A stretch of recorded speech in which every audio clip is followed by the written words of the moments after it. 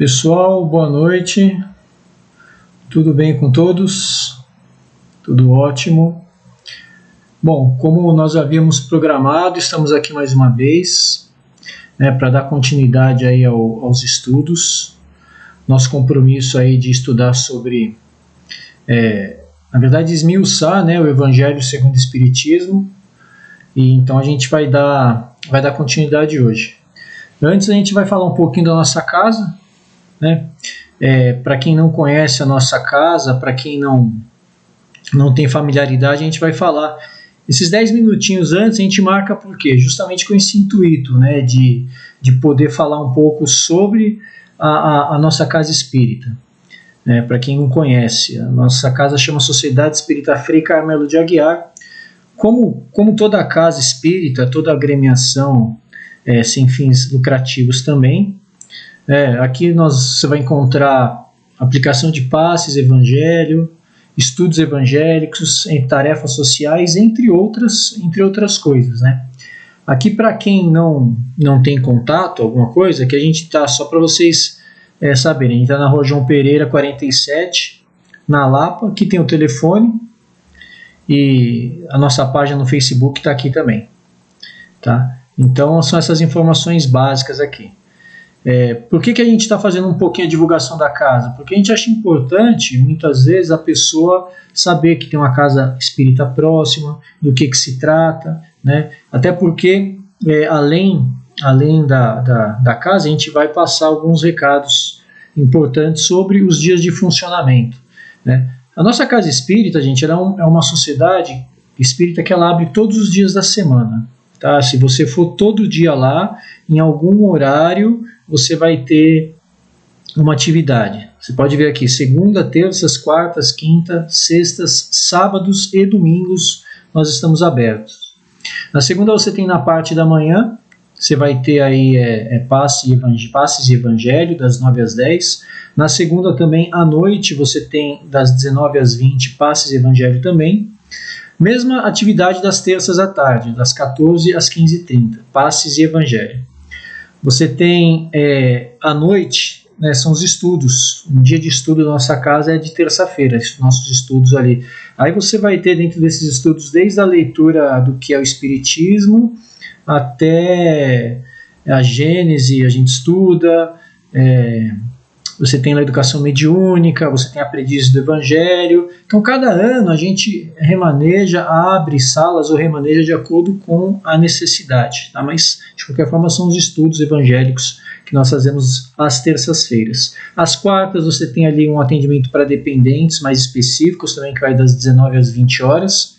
A gente fala dependentes porque tem vários tipos de dependência, Então, o termo, por exemplo, atendimento para vícios, que se usava antes, não tem mais. Então, hoje você para dependente químico, ou tem outras dependências psíquicas também, que nesse tratamento específico, esse tratamento espiritual, deixar bem claro que a gente presta ali, você pode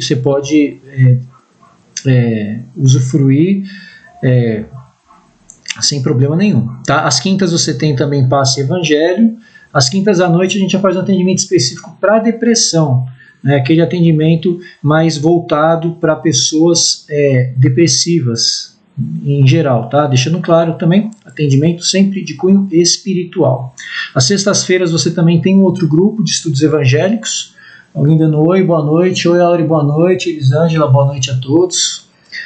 Sejam bem-vindos.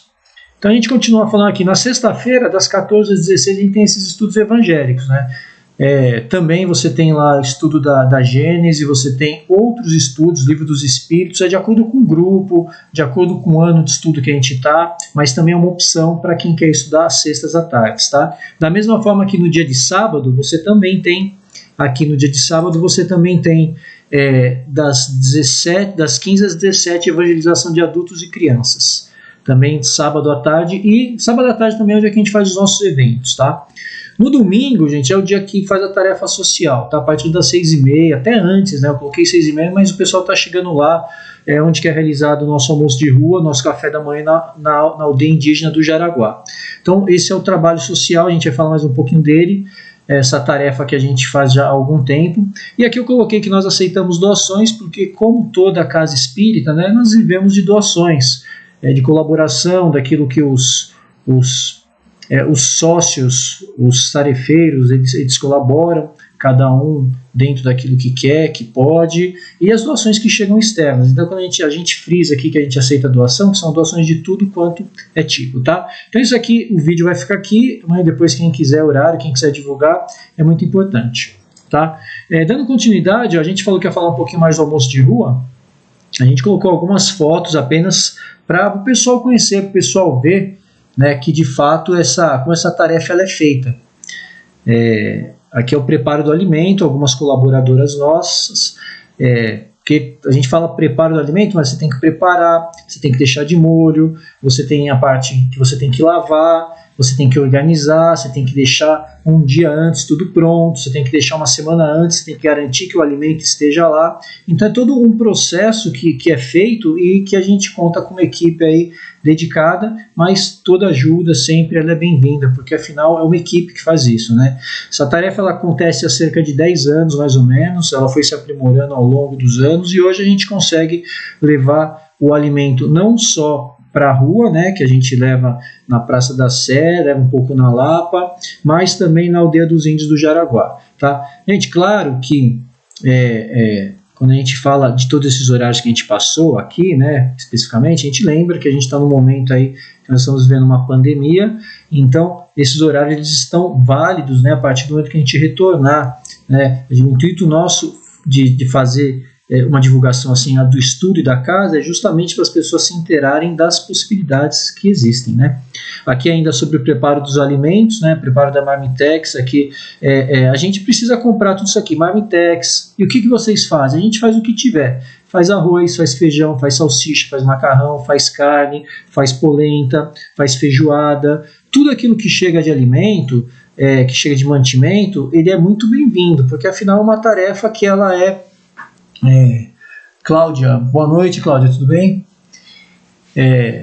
Ela é uma tarefa que ela é voluntária, todos nós somos voluntários, então tudo que você está vendo aqui são coisas doadas, são coisas que depende da boa vontade daqueles que podem e colaboram, e graças a Deus nunca nos faltou ajuda todo esse tempo que nós estamos fazendo. Tá? Então aqui é um pouco da entrega dessa Marmitex, né? A gente tem muitas fotos, como disse, há cerca de 10 anos que a gente faz essa tarefa, a gente só colocou algumas aqui como referência, né? Nós temos colaboradores que disponibilizam veículos para poder levar, outros fazem doações de alimentos, tem gente que nunca participou da tarefa, mas ele vem e ele deixa lá o alimento, ele colabora com o valor. O importante para a gente é sempre essa participação, porque é um pessoal que aguarda, né? A gente sabe que a ajuda é pequena, mas a gente acredita que ela seja essencial. Tá, aqui mais um pouquinho das fotos, essa aqui no caso é no glicério, né? A gente passou a entregar lá também, quando tem alimento, quando a gente entrega tudo na Sé, a gente entrega no glicério também, então acaba sendo algo assim que é uma das tarefas da casa, tá? Então é isso, pessoal, tá? Aqui a gente vai só dar uma frisada aqui no que a gente vai estudar hoje, só lembrando dos nossos estudos, né? Aqui são os livros da codificação, chamado Pentateuco Espírita, por assim dizer. Pela ordem aqui você tem o Livro dos Espíritos, dos Médiuns, o Evangelho segundo o Espiritismo, o Céu e o Inferno e a Gênese. Tá? O que a gente está estudando é esse aqui, é o Evangelho segundo o Espiritismo. Lembrando que nesse tripé da doutrina espírita, qual que é o tripé? Vamos lembrar, filosofia, ciência e religião. Cada livro desse, ele vem numa linha, ele aborda uma linha. Tá? Se você for pegar, por exemplo, o Livro dos Espíritos, ele vai abordar a parte filosófica, né, dos questionamentos, dos porquês, das 1019 perguntas que tem no livro. Os livros dos médiuns, ele aborda uma parte científica, se por assim dizer, porque foi um livro que ele é feito pela observação, ele tem uma série de métodos para você reconhecer lá a linguagem dos espíritos, a classe dos espíritos, a ordem dos espíritos, como que você lida no dia a dia com o trabalho mediúnico em si. E o livro do o Evangelho segundo o Espiritismo, ele vem da parte moral, são as lições de Jesus explicadas, que elas foram agrupadas de forma que elas tivessem correlação. Então não quer dizer que a ordem que está no Evangelho foi a ordem que chegou para Kardec. Não, ele agrupou ali de forma que ficasse melhor para o nosso entendimento. Tá? Você tem o Céu e o Inferno, que também ele é de cunho moral, porque ele conta a situação dos espíritos após o desencarne, né, bem interessante também nas diversas situações que os espíritos se encontram. E você tem a Gênese segundo o Espiritismo, que ela veio também abordar a parte científica, a Gênese, milagres e predições segundo a visão espírita. Tá? Então a gente vai dar início e continuidade no nosso estudo aqui do Evangelho segundo o Espiritismo. Aqui, gente, só para a gente lembrar, nós começamos na semana passada, né, a gente está lendo só a introdução. Então na semana passada a gente deu a introdução e a gente leu também o quê? A gente leu o prelúdio ou o prefácio, depende da obra que você está. Então, nós lemos o prefácio e o objetivo dessa obra. Foi o que nós fizemos a leitura. Hoje nós vamos ler a Autoridade da Doutrina Espírita, Controle Universal dos Espíritos. Semana que vem, Notícias Históricas. E, por fim, Sócrates e Platão, precursores da ideia cristã e do Espiritismo. Então, no dia de hoje, a gente, até por sugestão de algumas pessoas, porque eu estava fazendo a leitura, a pessoa estava acompanhando o Evangelho e às vezes tinha algumas diferenças das palavras, porque a gente sabe que depende da tradução que ela é feita, Plano Pires, Salvador Gentili, depende de quem que traduz o Evangelho, ele tem algumas diferenças consideráveis, né, da própria escrita. Então a gente resolveu colocar agora o Evangelho escrito, vocês vão conseguir acompanhar na tela, a gente vai fazer a leitura e após cada leitura a gente volta para fazer os comentários, tá? Então vai ser nessa dinâmica. Vocês podem comentar qualquer coisa que vocês quiserem, participar, porque o intuito nosso é isso, nós estudarmos juntos, tá? Antes de tudo, nós vamos então dando início agradecendo muito a Deus, a Jesus, ao plano espiritual por essa oportunidade e pedir para que nosso intuito seja alcançado, que é de propagar, proliferar o quão mais possível essa doutrina. Então a gente agradece muito com a prece que Jesus nos deixou, dizendo: Pai nosso que estais no céu, santificado seja o vosso nome, venha a nós o vosso reino, seja feita a vossa vontade, assim na terra como no céu. O pão nosso de cada dia dai-nos hoje, perdoe, Senhor, as nossas dívidas, assim como nós perdoamos os nossos devedores. Não deixeis cair em tentação, mas livra, Pai, de todo mal, que assim seja, graças a Deus. Bom, a gente vai de fato agora dar início no estudo, tá? Quando você fala no estudo em si, né, na parte teórica mesmo. Tá? Então, aqui, olha, logo de início, a autoridade da doutrina espírita. Então, controle universal do ensino dos espíritos. Então, a gente vai ler aqui, ó. Se a doutrina espírita fosse de concepção puramente humana, não ofereceria para o penhor senão as luzes daquele que a houvesse concebido. Ora, ninguém neste mundo poderia alimentar fundadamente a pretensão de possuir com exclusividade a verdade absoluta. Se os espíritos que a revelaram se houvessem manifestado a um só homem, nada lhe garantiria a origem. Portanto, fora mister acreditar sob palavra naquele que dissesse ter recebido deles o ensino. Admitida de sua parte sinceridade perfeita, quando muito poderia ele convencer as pessoas de suas relações, conseguiria sectários, mas nunca chegaria a congregar todo mundo. Então, olha que interessante já logo de cara, porque aqui cabe uma explicação antes de tudo, gente, por que a gente... É muito importante você ler no indireto os capítulos, porque justamente a introdução ela serve para isso, para ela dar um fundamento maior para a gente entender as lições. Quando você fala da autoridade moral da doutrina espírita, nós que somos adeptos, ou nós que estamos adentrando no estudo espírita, muitas vezes você fala, não, o espiritismo ele é legal, tudo, mas por que ele é diferente? Né? Por que ele tem essa chamada autoridade? Seria pretensão falar que ele tem essa autoridade? Na verdade não, que a gente vai entender por quê. Porque ele tem justamente o controle universal do ensino dos espíritos. Vamos analisar essa primeira parte. Ó.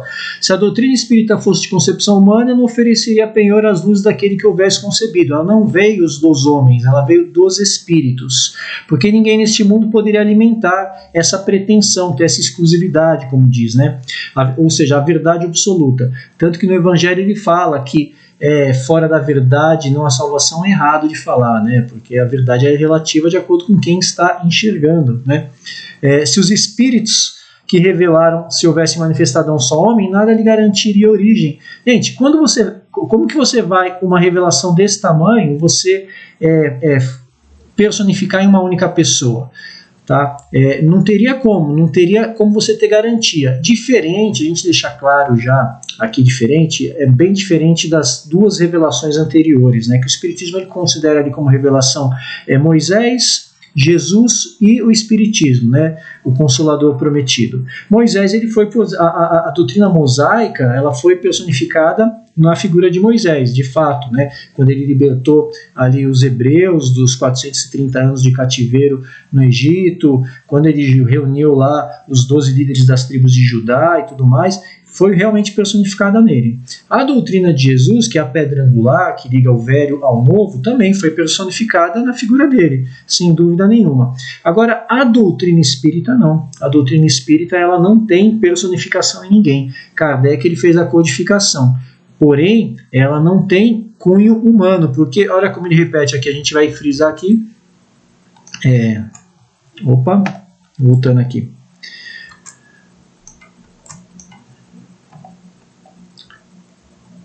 Aqui, ó. Se os espíritos se revelassem manifestada a um só homem, nada lhe garantiria origem. Admitida de sua parte sinceridade perfeita, quando muito poderia lhe convencer pessoas de suas relações, conseguiria sectários, mas nunca chegaria a congregar todo mundo. Então esse é logo o primeiro motivo pelo qual a doutrina não foi personificada em ninguém. Deus, quando quis que a doutrina espírita baixasse à terra, ele fez com que ela criasse raízes bem profundas, né, em todo o mundo. A gente vai entender um pouquinho mais disso, o porquê disso, tá? Fernando, bom dia, ânimo, força, coragem para todos nós. Ô, Fernando, um abraço. Fernando na área. Então aqui, gente, continuando aqui a leitura. Quis Deus que a nova revelação chegasse aos homens por mais rápido caminho e mais autêntico. Incumbiu, pois, os espíritos de levá-la de um polo a outro, manifestando-se por toda parte, sem conferir a ninguém o privilégio de lhes ouvir a palavra. Um homem pode ser ludibriado, pode enganar-se a si mesmo. Já não será assim quando milhões de criaturas veem e ouvem a mesma coisa. Constitui isso uma garantia para cada um e para todos. Aos demais pode fazer-se que desapareça um homem, mas não se pode fazer que desapareçam as coletividades. Podem queimar-se os livros, mas não podem queimar os espíritos. Ora, queimam-se todos os livros e a fonte da doutrina não deixaria de conservar-se inexaurível, pela razão mesma de não estar na terra, de surgir em todos os lugares e de poderem todos desendentar-se dela. Faltem os homens para difundi-la, haverá sempre os espíritos cuja atuação a todos atinge e aos quais ninguém pode atingir. Mais uma vez, a gente vai dar uma frisada aqui. Deus, quando a gente falou anteriormente, ele quis que chegasse de uma forma rápida. A doutrina, quando estava apta a vir à Terra, aliás, quando a Terra estava apta a recebê-la, o que Deus fez? Incumbiu os espíritos de levar de um polo ao outro, manifestando por toda parte sem dar privilégio a ninguém. Quem conheceu um pouquinho a história de como o Espiritismo começou, a gente lembra daquele movimento ali das mesas girantes, né, que é um movimento que ele foi inicialmente tido como diversão, mas que ele tinha ali o intuito de chamar a atenção da pessoa certa, né, da figura certa, e posteriormente, quando Kardec que era um cético, ele começou a ver uma manifestação inteligente ali, ele passou a usar o quê? A usar um método, né? Então é importante a gente entender aqui da doutrina que ela tem autoridade justamente porque ela tem esse método, ela é toda fundamentada em uma metodologia. A gente vai ver qual que é essa metodologia. Por quê? Porque dessa forma, Deus, na certeza de que o homem não poderia modificá-la, alterá-la ou mesmo personificar em ninguém. Então não foi numa classe social, não foi num grupo, não foi num país, não foi numa raça específica. A doutrina, quando ela teve que chegar aos homens, né, por meio da voz dos espíritos, ela se manifestou, por assim dizer, nos 4 cantos do mundo. Ele frisa aqui, ó, importante a gente pegar essa parte. Um homem pode ser ludibriado, ele pode enganar-se a si mesmo. Já não será assim quando milhões de criaturas veem a mesma coisa. Ou seja, será que todos que estavam recebendo as mensagens pelos 4 cantos do mundo estavam todos sendo enganados? Seria uma histeria coletiva, como alguns já levantaram? Não, o bom senso e a lógica de Kardec concluiu que não. Então constitui isso uma garantia para cada um e para todos. Ou seja, por eliminação, por etapa. As questões, quando chegavam dos diversos médiuns de fora da França, inclusive, era pela metodologia de Descartes, né, gente? Vinha 100 questões, aí fez uma pergunta para 100 espíritos, para 100 médiuns. 98 vinha a mesma resposta. 2 vinha diferente, pela lógica e pelo bom senso você descarta essas 2.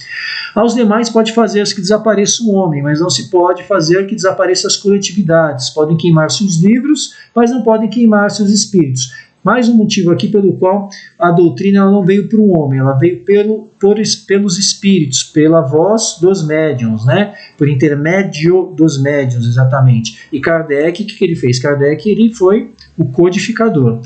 Então, desculpa, queimam-se todos os livros, a fonte da doutrina deixar de se conservar. Mesmo que você queimasse tudo, mesmo que você acabasse com todos os livros, que você acabasse com quem começou, que você acabasse com aqueles precursores, a doutrina ela ficaria inatingível, né? Até porque ela surge de todos os cantos da terra, então todos os lugares de todos desendentar-se nela. Faltem os homens para difundi-la, haverá sempre os espíritos cuja atuação a todos atinge e aos quais ninguém pode atingir. Então ele está explicando aqui o porquê, gente, o porquê que a doutrina ela tem toda essa autoridade. É muito interessante a gente saber, porque nós que estamos estudando, saber que nós estamos aí com pouquíssimo tempo de codificação. Então é um entendimento que todos nós, ainda em algum grau, nós estamos nos aprofundando. O Evangelho ele é um livro de cabeceira, né, costuma-se dizer. Eu tenho certeza que a maioria daqueles que estão assistindo, ou que porventura vão assistir posteriormente, já leram o Evangelho. Só que o Evangelho, se fosse para você ler e colocar de canto, simplesmente ele não seria considerado um dos principais livros, porque as lições que lá se encontram são as necessárias para o nosso próprio burilamento. Então, conforme a gente vai lendo, a gente vai assimilando e, principalmente, a gente vai praticando essas lições. Então, é importante, tá? Aqui para vocês acompanharem, ó, aqui a gente está no slide 10, tá? Que tem a data. Nós temos exatamente 29 slides, faltam 19. A leitura vai ser assim, a gente vai procurar fazer dinâmica. Vocês podem, por favor, comentar quem quiser. Pode colocar aí opinião, questionamentos. Se a gente não souber, não tem problema, a gente busca depois e busca informar posteriormente. Tá? Importante a participação, que esse é o nosso intuito. Tá? Continuando, ó, aqui o slide 11. São, pois, os próprios espíritos que fazem a propagação com auxílio dos inúmeros médiuns que também eles, os espíritos, vão suscitando de todos os lados. Se tivesse havido unicamente um intérprete, por mais favorecido que fosse, o espiritismo mal seria conhecido. Qualquer que fosse a classe a que pertencesse, tal intérprete houvera sido objeto de prevenções de muita gente, e nem todas as nações o teriam aceitado, ao passo que os espíritos se comunicam em todos os pontos da terra, a todos os povos, a todas as seitas, a todos os partidos, e todos os aceitam. O espiritismo não tem nacionalidade e não faz parte de nenhum culto existente, nenhuma classe social o impõe, visto que qualquer pessoa pode receber instruções de seus parentes e amigos do além-túmulo.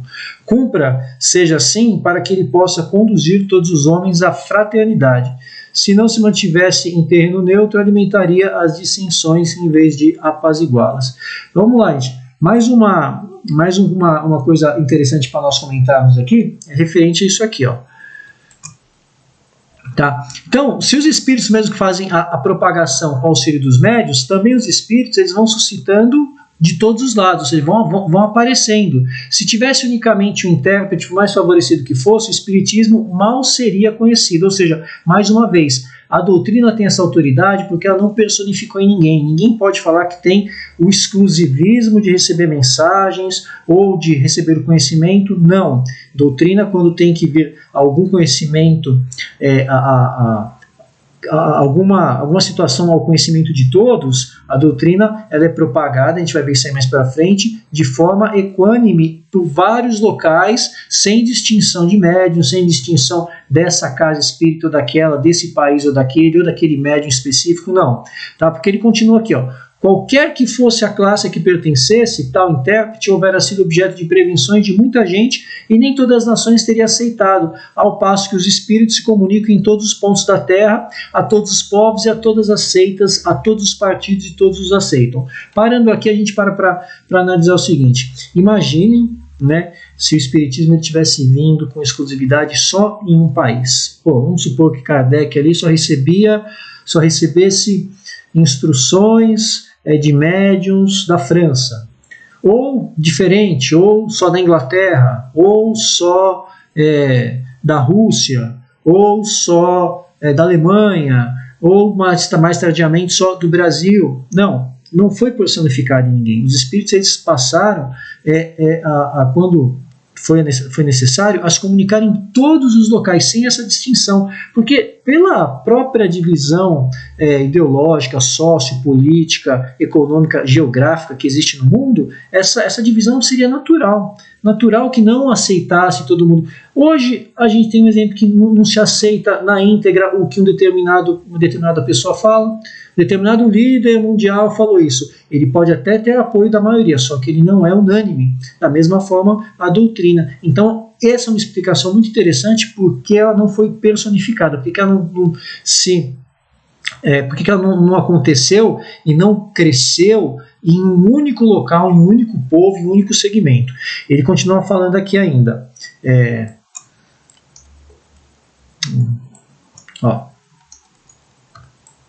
O Espiritismo não tem nacionalidade e não faz parte de nenhum culto existente, nenhuma classe social o impõe, visto que qualquer pessoa pode receber instruções de seus parentes e amigos do além-túmulo. Cumpra que assim seja para que ele possa conduzir todos os homens à fraternidade. Se não se mantivesse em terreno neutro, alimentaria as dissensões ao invés de apaziguá-las. Alguém pode falar, mas o Espiritismo ele tem toda a parte moral do cristianismo. É verdade, isso aí sem dúvida. Toda a moral do Espiritismo ele vem do cristianismo. Só que a gente tem que lembrar que o cristianismo, ele em determinada época da história, ele foi monopolizado. Ele foi monopolizado, estudando Espiritismo hoje você entende que foi um monopólio até necessário para conservar o Evangelho, porque senão ele se perderia. Então a determinada instituição, a instituição da Igreja Católica, monopolizou. A gente sabe que foi levado a Concílio de Nicéia em 325 pelo primeiro imperador cristão, que foi Constantino. Mas, de fato, ele só se tornou oficial, ou seja, oficial no sentido que inicialmente ele era uma seita, só em 380. Porque em 325, por mais que ele estivesse oficializado, o culto pagão estava sempre disputando espaço com o cristianismo. Mas em 380 foi proibido o culto pagão. Então, o cristianismo ele foi guardado, vamos por assim dizer.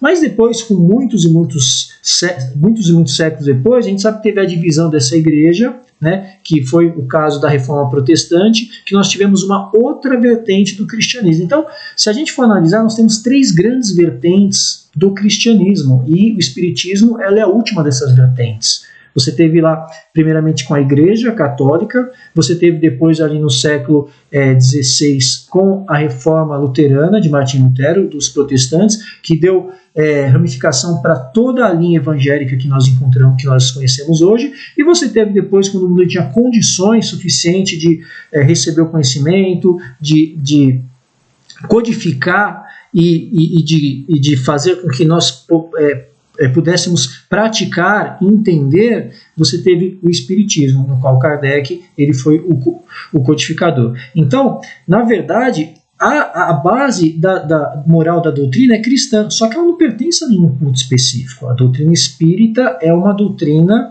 livre, é uma doutrina que ela não se apega, é uma doutrina que ela não tem, por assim você dizer, uma origem de país, uma origem de pessoa. Ela tem sim o cunho da moral cristã.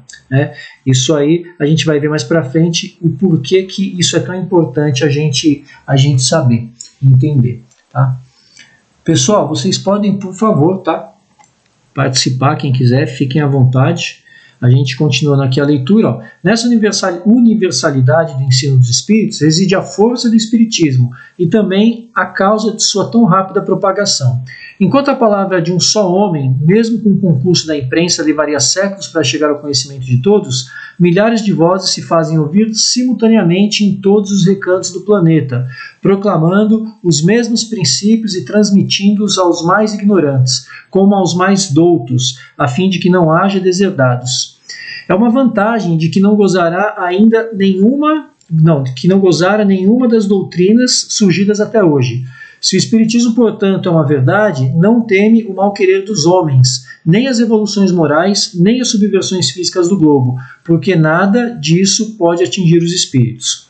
Não é essa, porém, a única vantagem que lhe decorre da sua excepcional posição. Ela lhe faculta inatacável garantia contra todos os cismas que pudessem provir, seja da ambição de alguns, seja das contradições de certos espíritos. Tais contradições não há a negar, são um escolho, mas que traz consigo o remédio ao lado do mal. Então, analisando essa parte aqui, tá? Se nessa universalidade o ensino dos espíritos reside a força, lógico, e por isso que também tem a sua propagação. Tendo o espírito, os espíritos manifestando a sua voz por diversos médios em todos os lugares do mundo, rapidamente a propagação se fez, quando necessário, né? Naquela época ele tinha que vir à tona, que tinha que vir ao conhecimento dos homens. Então, mesmo que você tivesse imprensa, mesmo que fosse um só homem, isso aí para todos conhecerem ia demorar muito, e não era esse o propósito. Não era o propósito da doutrina ela ser tão vagarosa. Naquele momento, a disseminação, a divulgação desse conhecimento tinha que ser rápido. Então, mais um motivo pelo qual os espíritos eles fizeram uso por meio dos médiuns para fazer com que essa doutrina ela se construísse, e inclusive na época certa, né? Em todos os cantos do planeta. Então, proclamando os mesmos princípios, transmitindo aos mais ignorantes como aos mais doutos, ou seja, o importante a gente ressaltar isso, que a doutrina ela não veio para uma classe específica que estava aparelhada intelectualmente em detrimento a outra. Não, ela veio para todos, né? A fim de que não haja o quê? Os deserdados, para justamente não ter essa separação. Ela só vem para quem tem uma condição financeira, ou para quem tem um aparato intelectual, ou para quem mora em tal ou tal bairro. Não, ela veio para todos. É uma vantagem que até então nenhuma das doutrinas tinha tido, e não teve até hoje. Tá? É diferente, inclusive, do próprio cristianismo, que ele nasceu num berço de uma divisão politeísta, por assim dizer, no meio de judeus, no meio de romanos, que eram politeístas, e todas as outras doutrinas que tiveram muita dificuldade, inclusive, de propagação. Se eu for pegar as primeiras doutrinas ali, principalmente do mundo antigo, tá? Os sumérios, os babilônicos, os gregos, os romanos, os hindus, os vândalos, né, até mesmo as primeiras doutrinas monoteístas, como o zoroastrismo e o próprio judaísmo, elas tiveram uma dificuldade de propagação muito grande, e até o próprio cristianismo, que ele veio naquele seio onde o Império Romano tinha lá suas colônias, e mesmo nessas colônias você tinha os judeus, então foi tudo muito difícil. Já para a doutrina, quando ela tinha que vir, ela veio de uma forma universal, ela veio abarcando a todos. Aqui, Luciana Rebelo, boa noite, Luciana, tudo bem? Ótimo. Então, assim, essa é mais um motivo para que nós entendamos por que essa doutrina ela tem tanta força. Então, é importante a gente saber isso, porque isso vai deixar com as nossas bases mais sólidas para nós mesmos e para nós continuarmos nessa batalha, nessa luta, porque das diversas abordagens do Espiritismo, a pluralidade das existências, entre outras coisas, é muito importante. Né, nós sabemos que nós estamos mais uma vez aqui.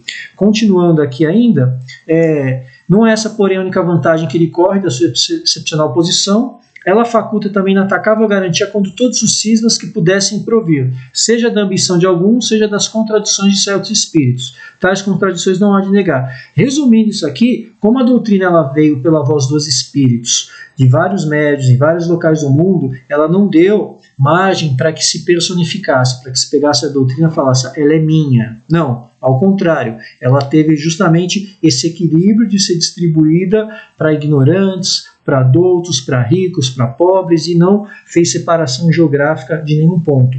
Muito interessante a gente ver, porque ele dá essa garantia para nós, né?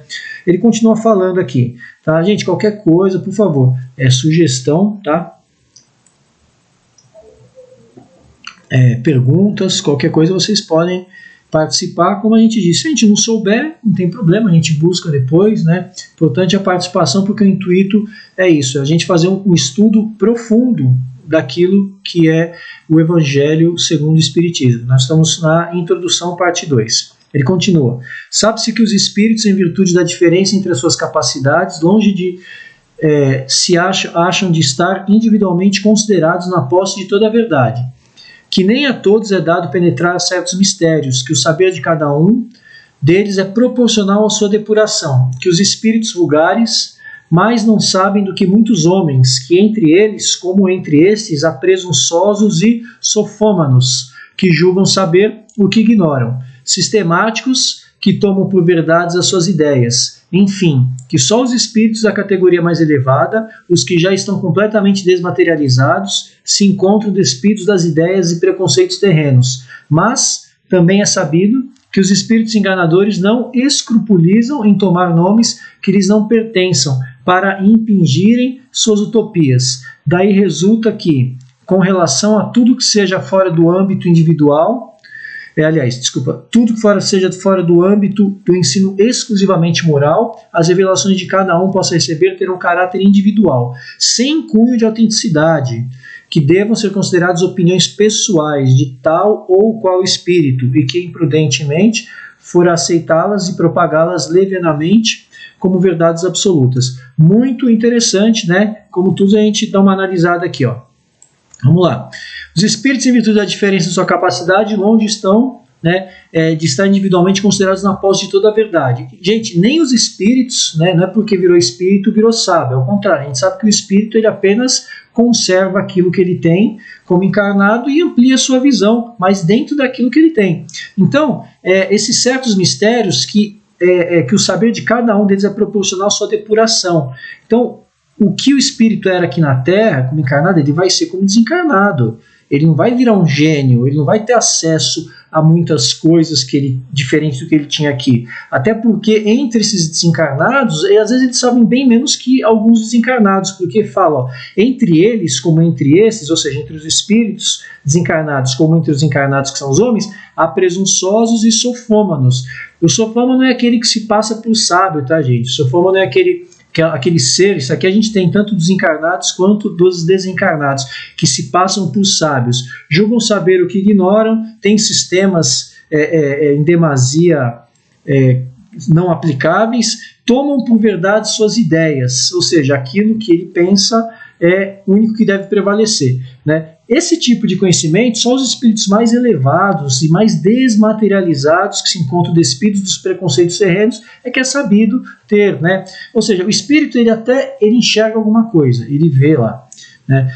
Só que ele sabe o que ele pode divulgar, o que ele não pode, o que ele pode falar, o que ele não pode. Uma intuição simplesmente toma conta dele e coloca esses certos limites, né? E também, da mesma forma, igual aos homens, aqui também você tem o quê? Os espíritos enganadores igual aos homens, igualzinho, em que não tem problema, né, em tomar nomes que não lhe pertencem para falarem sobre utopias. Daqui, gente, a gente tem que entender o seguinte, ó, quando você tem uma mensagem muito específica de âmbito exclusivo, o que não for de âmbito exclusivamente moral, são revelações a receber que tem um caráter individual. Então, sem cunho de autenticidade, que devem ser consideradas opiniões pessoais de tal ou qual espírito, e que imprudentes foram aceitá-las e propagá-las. O que ele quer dizer aqui, resumidamente? Quando uma nova verdade, ela tem que ser trazida aos homens por meio da doutrina, né? Quando você fala por meio da doutrina, é porque a doutrina é um grande edifício, que ela tem uma base bem sólida, que Kardec deixou, mas como ela é uma doutrina progressiva, ela vai constantemente trazer novos conhecimentos. Esses conhecimentos, eles são muito bem-vindos. Só que esse conhecimento, quando ele tem que acontecer, ele não vem pontual ali. O fulano falou que vai acontecer isso. O fulano falou que agora é assim. O fulano falou que aquilo que foi aprendido não é mais aplicável. Não. Essas individualidades, a gente tem que tomar muito cuidado, justamente porque tudo que não for mensagem de caráter amplo e coletivo e de cunho moral elevado, a gente tem que avaliar. Tem que avaliar com cuidado, porque ele foge da característica daquilo que é a doutrina.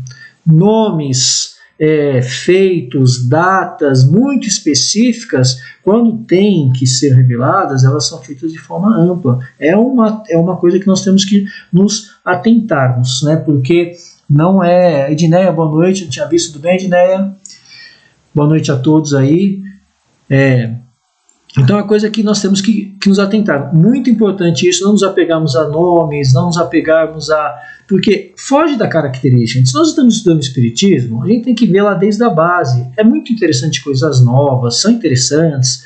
Aliás, a doutrina ela aceita muito bem isso, até porque um dos tripés da doutrina é a ciência. Né? A gente tem que estar lá associado àquilo que a razão ela nos toca. Agora, coisas muito específicas, mirabolantes, muito exóticas dentro daquele contexto que a doutrina deixou como base, nós temos que nos atentar. Esse é um toque para a gente, mas é muito importante. O primeiro exame comprobativo é, pois, sem contradição da razão, ao qual cumpre e se submeta, sem exceção, tudo que veio dos espíritos. Toda teoria em manifesta contradição com o bom senso, com a lógica rigorosa e com os dados positivos já adquiridos, deve ser rejeitada, por mais respeitável que seja o nome que traga como assinatura. Incompleto, porém, ficará esse exame em muitos casos por efeito da falta de luzes de certas pessoas e das tendências de não poucas a tomar as próprias opiniões como juízes únicos da verdade. Assim sendo, que hão de fazer aqueles que não depositam confiança absoluta em si mesmos? Buscar o parecer da maioria e tomar por guia a opinião desta. De tal modo é que se deve proceder em face do que digam os espíritos, que são os primeiros a nos fornecer os meios de consegui-lo. Olha, mais uma coisa interessante, né? Então, quando você fala de razão, ao qual se cumpre sem exceção tudo que vem dos espíritos, é aquilo que Kardec disse. Kardec ele falou para a gente analisar o quê? As comunicações. Como que você conhece uma pessoa? Bate um papinho de 5 minutos com ela. Conversa ali 5 minutos sobre alguns assuntos, você vai ver se a pessoa fala muito dela, o jeito dela falar, o linguajar que ela tem, várias características que vão fazer com que você tenha uma conclusão. Os espíritos, mesma coisa. Os espíritos, muitos deles, a gente vai ver ali para frente, se passam até por conhecedores exímios de algumas situações, mas o conhecimento deles tem um limite. Quando você se aprofunda muito em determinado assunto, ele tem um limite, todos nós temos. Então são aqueles pseudo-sábios que muitas vezes até têm um linguajar mais elaborado, um linguajar mais requintado, mas de fato aquele saber dele é bem limitado acerca daquilo que se propõe a falar ou a fazer, né? Toda teoria manifesta contradição com o bom senso. Gente, bom senso é algo que nós temos intrínseco conosco, alguns mais, outros menos. Uma lógica rigorosa e com os dados positivos já adquiridos, ou seja, aquelas informações que você já tem, mais o bom senso, mais alguns dados já coletados, vai fazer com que você tenha um resultado. Foi assim que Kardec agiu. Kardec ele não aceitava tudo, Kardec passava pelo crivo, ele passava pelo método, ele fazia com que de toda a situação que fosse ali para ser ratificada por ele analisasse, né? Será que faz sentido? Será que tem lógica ou não? Continua ainda. Incompleto, porém, ficaria esse exame em muitos casos por efeito da falta de luz de certas pessoas e das tendências de não poucas a tomar as próprias opiniões como juízes únicos da verdade. Assim sendo, o que hão de fazer aqueles que não depositam confiança absoluta em si mesmo? Buscar o parecer da maioria e tomar por guia a opinião dessa. De tal modo é que serve proceder em face do que digam os espíritos, que são os primeiros a nos fornecer os meios de consegui-lo. Então, o método que Kardec usou para escrever os livros da codificação, o Pentateuco Espírita, por assim dizer, foi um método rigoroso, um método de descarte daquilo que fugia da maioria. Foi o que nós demos um exemplo. Ele mandou lá uma pergunta para 1000 médiums ao redor do mundo. 998 vieram com a mesma resposta, na mesma linha. Esses 2 vieram errados. Pela lógica, pelo bom senso, ele descarta essas 2 e considera as outras, e considera aquela como a raiz, a base. É assim que nós devemos fazer. E foi assim que a doutrina ela foi feita. Então, isso dá mais uma segurança para que nós estudemos, para que nós saibamos que a doutrina é uma revelação. Ela não é detentora exclusiva da verdade, inclusive vai falar aqui mais para frente, mas dentro daquilo que ela já apresentou, a gente tem que nos aproximarmos cada vez mais das bases que são bem sólidas e são bem fincadas, né? Entender por que teve essa deturpação inicial do cristianismo, por que toda a história ela se deu muitas vezes banhada com sangue, com situações que hoje nós rechaçamos. para chegar até esse momento. Então, tudo tem um porquê. Né? É bem interessante. Então, a Linda, continuando aqui,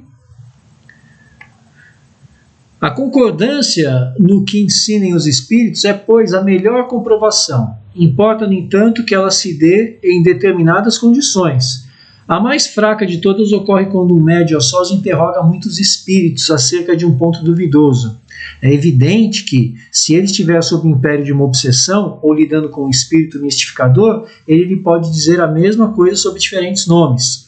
Tampouco garantia alguma suficiente haverá na conformidade que apresente o que se possa obter por diversos médiuns no mesmo centro, porque podem estar todos sob a mesma influência. Uma só garantia séria existe para o ensino dos espíritos: a concordância que haja entre as revelações que eles façam espontaneamente, servindo-se de grande número de médiuns estranhos uns aos outros em vários locais, em vários lugares. Então aqui cabe uma explicação. Tá? Então, primeiro, a concordância que os espíritos têm é a primeira comprovação. Assim que a doutrina veio, diversos médiuns recebendo mensagens de diversos espíritos em diversos locais do mundo. Concordância, né, esse método que a gente já ressaltou de Kardec. Importa aqui, no entanto, a gente falar o seguinte: quando você tem uma condição, por exemplo, de um único médium, por mais confiável que seja, passar a inquirir vários espíritos acerca de um ponto duvidoso, esse médium ele pode ser enganado, pode ser um embuste, então ele não é confiável. Agora eu vou perguntar o que vai acontecer. Vou pegar uma coisa atual, dessa era que a gente está passando. Vou perguntar agora para o espírito quando que vai acabar essa pandemia do Covid-19, por exemplo. Se o único médium ele se der esse trabalho de fazer essa pergunta para vários espíritos, ele corre o risco de ser enganado, porque ele fala que aqui é evidente que, se estiver sob o império de uma obsessão lidando com o espírito mistificador, este pode dizer a mesma coisa sob diferentes nomes. E, gente, quando a gente fala de ser enganado, de mistificar, todos nós estamos sujeitos. E isso aqui não é que não pode vir uma mensagem desse cunho, mas ele foge um pouquinho daquilo que a base da doutrina ela é fundamentada, ou seja, a concordância universal dos espíritos. Será que, se não fosse mesmo para a gente saber, não viria na voz de vários espíritos ao redor do mundo, por vários médiuns? Será que não seria esse o caminho? Será que viria só naquele médium, só naquela pessoa, só naquela espaço geográfico? E aqui outra coisa que ele fala, importante também: tampouco garantiria alguma suficiente haverá na conformidade que apresente que se possa obter por diversos médiuns no mesmo centro, no mesmo centro, no mesmo núcleo, porque podem estar todos sob as mesmas influências. Mesma coisa, às vezes você tem lá um grupo de médiuns que eles têm eles podem estar sofrendo uma influência coletiva, então vários desses médiuns, por mais que sejam diferentes, eles vão dar a mesma comunicação sobre determinado assunto, não importa. Aí você pergunta, mas será que só aquele grupo de médiuns foi privilegiado? Será que só aqueles médiuns ali tiveram o privilégio de receber essa comunicação? E o resto? E o resto que faz um estudo sério? E o resto que faz um trabalho dentro dos parâmetros que a doutrina pede? Será que esse exclusivismo ele é lícito? É de se analisar. Não estamos falando aqui que não pode vir uma mensagem por um grupo, por um médium, não é isso. Mas tudo a gente tem que analisar com mais calma e com mais cuidado, porque é a própria recomendação de Kardec. Não é que falou, está falado. Não falou, vamos analisar. De onde que veio? Só eles falou? Só aquele grupo? Só aquele pessoal? Não, foi aqui, mas foi ali também, foi no outro local, foram vários lugares. É diferente. Então ele acaba falando aqui,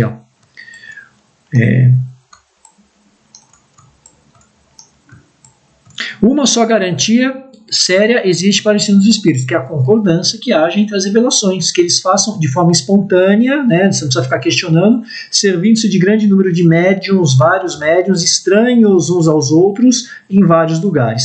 Isso aqui, uma só garantia existe para o ensino dos espíritos. Ele resume tão didaticamente aqui, quando tem que ter uma revelação de forma ampla e universal, essa revelação é dada. Nunca, é demais dizer, mas muito dificilmente ela vai ser personificada num grupo, numa casa espírita, em um único médium, não. A revelação, para ela ter um fundamento, para ela ter uma garantia, né, como ele diz aqui, uma só garantia, é a concordância dos espíritos, né? Então, vamos ali, já estamos bem adiantados, né? Não falta tanto.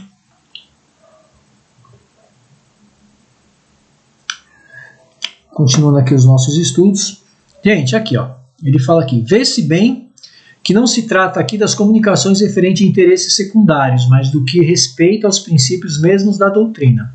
Prova a experiência que quando um princípio novo tem que ser enunciado, isso se dá espontaneamente, em diversos pontos ao mesmo tempo e de modo idêntico, se não quanto à forma, quanto ao fundo. Se, portanto, aprouver a um espírito formular um sistema excêntrico, baseado unicamente nas suas ideias e com exclusão da verdade, pode ter-se a certeza de que tal sistema conservar-se-á circunscrito e cairá diante das instruções dadas de todas as partes, conforme os múltiplos exemplos que já se conhecem. Foi essa unanimidade que pôs por terra todos os sistemas parciais que surgiram na origem do Espiritismo, quando cada um explicava à sua maneira os fenômenos, e antes que se conhecesse as leis que regem as relações entre o mundo visível e o mundo invisível. O que ele quer dizer aqui? Quando você fala de interesses secundários, né, ele não está falando de interesses da doutrina, né? Geralmente, quando se trata aqui de comunicações referentes a interesses secundários, mas do que respeite aos princípios da doutrina. A experiência, o que ele resume aqui quando ele fala que prova a experiência quando o princípio novo tem que ser anunciado, ele vem de forma espontânea. Porque quando ele vem de forma espontânea, você não precisa buscar, ele chega até nós, né? Ele vem até nós espontaneamente. Os estudos sérios que são feitos por alguns grupos de médiuns são muito bem vistos. O plano espiritual ele dá o suporte para isso. Agora você ficar questionando sobre determinadas situações ou questões mesmo que diz única e exclusivamente a competência do ser humano e o procedimento do ser humano é um tanto quanto ineficaz. Então, se algum espírito, ele por acaso criar algum sistema excêntrico que fuja daquilo que é o fundamento da doutrina, ela vai cair por terra, que ele diz aqui, ele conservar-se-á circunscrito, ou seja, nos limites daquela criação, e cairá, diante das instruções dadas de todas as partes, conforme os múltiplos exemplos. Ou seja, veio determinada situação, comunicação só naquele grupo espírita, ou só naquele médium, ela vai ficar circunscrita ali, porque ela não vai ter força para se propagar. Essa propagação, ela não vai existir, porque ela vai cair, porque não é um sistema fundamentado, não é algo que ela está atrelada àquilo que é a base da doutrina. Qual que é a base que a gente está lendo? A autoridade da doutrina espírita, ela vem por quê? Justamente pela universalidade das comunicações. Então, ele diz aqui ainda, que foi nessa, a Universidade das Comunicações, circunscrito cairá. Foi essa unanimidade que pôs em terra todos os sistemas parciais que surgiram na origem do Espiritismo, quando cada um explicava a sua maneira os fenômenos. A gente tem que lembrar que Kardec, quando ele começou a fazer a codificação, e mesmo após o seu desencarne, surgiram várias teorias paralelas, que era justamente as especificidades que cada espírito, que cada estudioso dentro do seu campo de estudo ali, ele criava. Só que a doutrina, como nós dissemos, ela tem raízes muito profundas. Deus, quando quis que o Espiritismo viesse à Terra, foi justamente não se atrelando e não se ligando a nenhum tipo de dogma, né? Talvez o dogma que a doutrina espírita tem é o dogma da reencarnação, que nós reencarnamos, mas não tem nenhum vínculo específico com nenhum homem, nenhum segmento doutrinário, de forma que ele possa transitar tranquilamente por todos. Então, quando você cria alguma coisa muito específica, vou falar alguma coisa específica que não tem na doutrina, você está fazendo, por exemplo, uma tarefa ali mediúnica, aí vem um espírito ali por meio de algum médium e fala assim, olha, eu acho que vocês têm que pintar essa parede de verde, porque o verde ele vai te trazer calma, vai te trazer um certo reconforto e é a cor do momento. Peraí, verde? Vamos ver onde mais tem isso. Você não vê isso na doutrina, você não vê isso em outras casas, você não vê isso sendo uma mensagem de uma forma ampla, uma coisa exclusiva, ou seja, uma coisa, como diz aqui, excêntrica, que não tem fundamento. Então ela mesma vai cair por terra. Então olha que interessante a gente ver. Por isso que a doutrina, a autoridade dela, ela vem justamente desse cunho amplo de se propagar as comunicações de forma generalizada, de forma universal, por assim dizer. Ele continua falando aqui, ó, essa base em que nos apoiamos quando formulamos um princípio da doutrina, essa base quando formulamos um princípio da doutrina. Não é porque esteja de acordo com as nossas ideias que os temos por verdadeiro. Não nos arvoramos absolutamente em árbitro supremo da verdade, e a ninguém dizemos, crede em tal ou tal coisa, porque somos nós que vô-lo dizemos. A nossa opinião não passa aos nossos próprios olhos de uma opinião pessoal, que pode ser verdadeira ou falsa, visto não nos considerarmos mais infalível do que qualquer outro.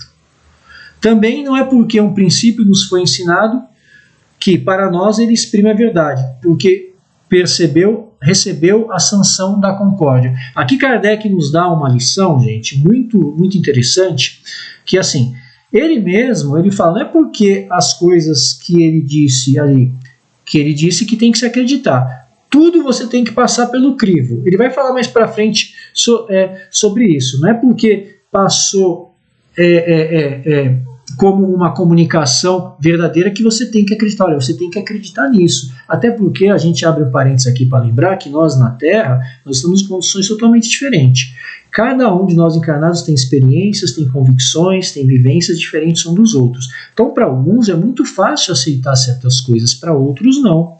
E se não tiver ainda em concordância ali, para nós que já aceitamos com a doutrina, com o fundamento da doutrina espírita, mais um motivo para ser considerado como uma opinião pessoal. Em relação aos entendimentos diversos que tem, a gente vê justamente nessa variedade de seitas, nessa variedade de religiões, de doutrinas que o mundo tem hoje. Não é à toa isso, não dá para todo mundo proferir o mesmo credo religioso. Nós não somos iguais. Por que tem que ter só um? Tem que ter essa diversidade mesmo. Então, não é porque uma coisa ele colocou como verdade que essa verdade é absoluta. Não, ela é verdadeira dentro daquele contexto que ele entende e dentro do fundamento que ele vai passar para outros que entendem da mesma forma que ele, mas jamais passa por ser uma absoluta. Porque ele diz aqui no final, último trecho aqui. Também não é porque um princípio nos foi ensinado que para nós ele exprime a verdade, mas porque recebeu a sanção da concordância. Quando ele passou pelo método, pela concordância universal dos espíritos, aí sim, aí ele pode ser considerado verdade. Mas mesmo assim, não verdade absoluta, a verdade relativa dentro daquele conceito que a doutrina ela nos traz. Tá? Na posição em que nos encontramos, a receber comunicações de perto de 1000 centros espíritas sérios, disseminados pelos mais diversos pontos da Terra, achamos-nos em condições de observar sobre que princípio se estabelece a concordância. Essa observação é que nos tem guiado até hoje, é a que nos guiará em novos campos que o Espiritismo terá que explorar. Porque, estudando atentamente as comunicações vindas tanto da França quanto do estrangeiro, conhecemos pela natureza toda especial das revelações que ele tende a entrar por um novo caminho e que lhe chegou o momento de dar um passo para adiante. Essas revelações, feitas muitas vezes com palavras veladas, são frequentemente passado desapercebidas a muitos dos que as obtiveram. Outros julgaram-se os únicos a possuí-las. Tomadas insuladamente, ou seja, isoladamente, elas para nós nenhum valor teriam. Somente a coincidência lhes imprime gravidade. Depois, chegado o momento de serem entregues à publicidade, cada um se lembrará de haver obtido instruções no mesmo sentido. Esse movimento geral que observamos e estudamos com assistência de nossos guias espirituais é que nos auxilia a julgar da oportunidade de fazermos ou não alguma coisa. Olha, mais uma lição que Kardec dá. Aqui o que ele fala, gente, resumindo, para nós entendermos. Ele, dentro desse método que ele aplicou, ele só separava aquilo que de fato tinha concordância. Quando ele diz aqui,